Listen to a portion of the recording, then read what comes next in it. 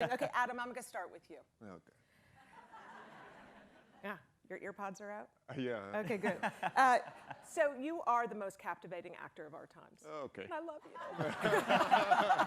Thank you. Great for So it's all good Yeah, yeah, now. no, Jesus. So it's a joy to be with you this morning, and I want you to tell us a little bit about the organization Arts in the Armed Forces that you and your wife, Joanne Tucker, formed. And I'm just curious, before you start, are the offices still in Brooklyn?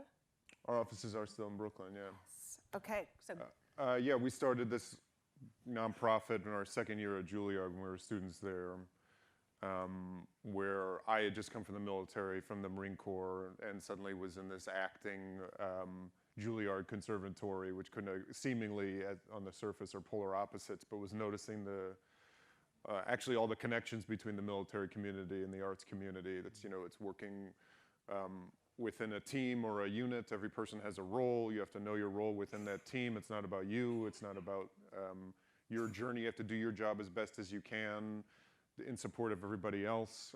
There's someone leading it, and sometimes they know what they're doing, and sometimes they don't. And when they don't, it feels like a waste of resource and time and dangerous, more so in the military, obviously. And when they do know what they're doing, it feels relevant and active and exciting. And, obviously, one, you're pretending the stakes are life and death, and the other one, they actually are. And I just noticed that in myself, when I was, reading these reading these plays that were written by playwrights smarter than me, suddenly I was using language for the first time in a way that wasn't part of my DNA or my background, or coming from Indiana, or certainly not in the Marine Corps. There's not space made for everyone to sit around and share their feelings, which I'm not necessarily advocating a kumbaya kind of thing, but there was no space made for everyone having a conversation about a collective experience.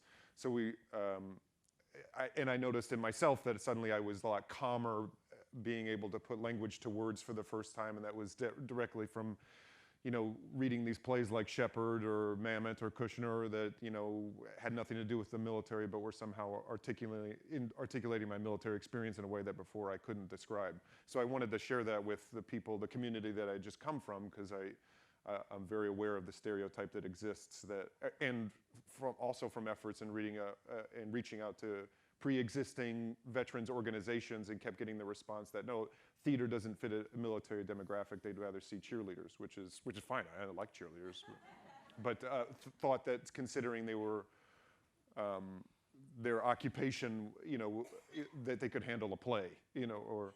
So we decided to create this nonprofit where we just take really great actors, we take really great contemporary American plays. Sometimes we do monologues, but now we're switching more into doing whole plays, and we just get great actors, travel them to. Actually, we start a trip today to Marine Corps Mountain Weapons Training up in California.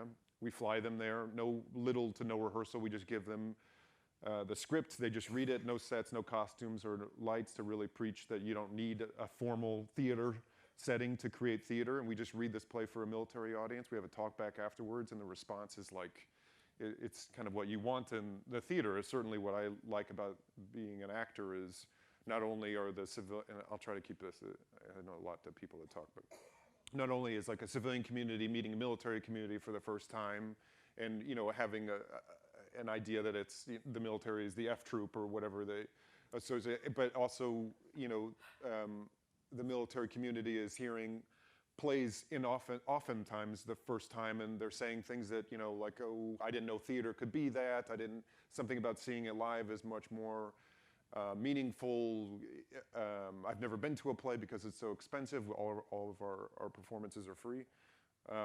So that kind of dialogue, being a bridge between the military and theater community, was the kernel of the idea, and it's kind of blossomed to this other thing where we, tour around the country and the world, doing about like 15 performances already this year, and we're doing like a film screening series. We started a Bridge Award thing where anybody in the military can write a play, and we give them a $10,000 grant, and we do a reading of it, which we've actually done at the Public. Oscar gave us space so we can.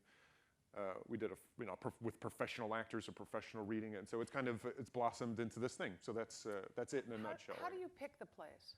I pick them. My wife and I pick them. They're just plays that I feel are urgent, and I think everyone kind of hopes their play is urgent, but there's something about not picking Shakespeare that I thought would just kind of, or, I mean, nothing wrong against No, Shakespeare. no. I get it. Shakespeare's terrible, so we don't want to do that. No, but trying to pick language that was just more easily accessible, that we didn't want them to feel like it was a bunch of New York actors coming and speaking down to them in any way. So picking material that I just thought would relate with, you know, a lot of like Gurgis and Shepard, as I said, and just people that are, I feel, like contemporary poets who just speak the same language as we do. You actually, I've heard you say before that self-expression is as powerful as a military rifle on your shoulder. Yeah. Will you talk a little bit about that?